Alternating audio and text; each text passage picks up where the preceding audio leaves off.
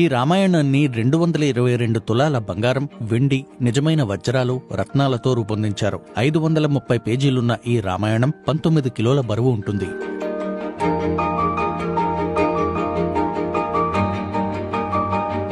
મારા દાદા શ્રી રામભાઈ ગોકળભાઈ ભક્ત એમણે આ 81ની સાલમાં સુવર્ણ રામાયણ બનાવ્યું હતું. રામાયણ ટોટલ 19 કિલોનું છે. એમાં 200 તોલાની ઈંક વપરાય ને 22 તોલા મુખ્ય પેજ પર મૂર્તિમાં વપરાયું છે.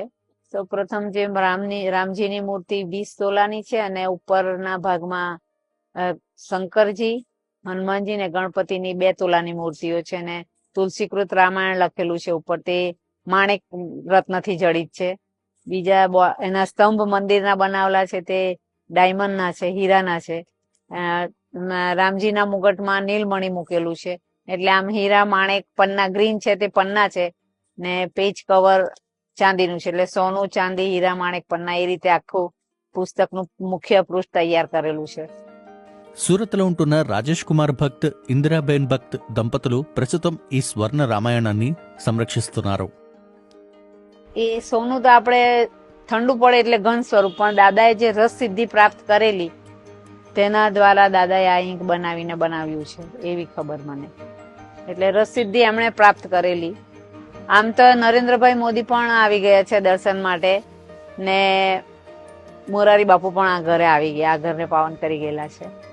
ఇందిరాబేన్ చెప్పిన వివరాల ప్రకారం ఈ పుస్తకాన్ని తయారు చేయడానికి జర్మనీ నుంచి ప్రత్యేకంగా పేపర్ తెప్పించారు.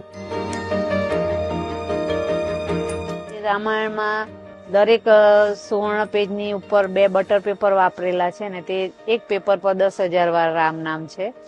એટલે ટોટલ આખા રામાયણમાં 10,000 કરોડ વાર રામ નામ છપાયેલું છે. એ ખાસિયત છે. એટલે એ બટર પેપરથી જોવું તો જ તમને ખ્યાલ આવે.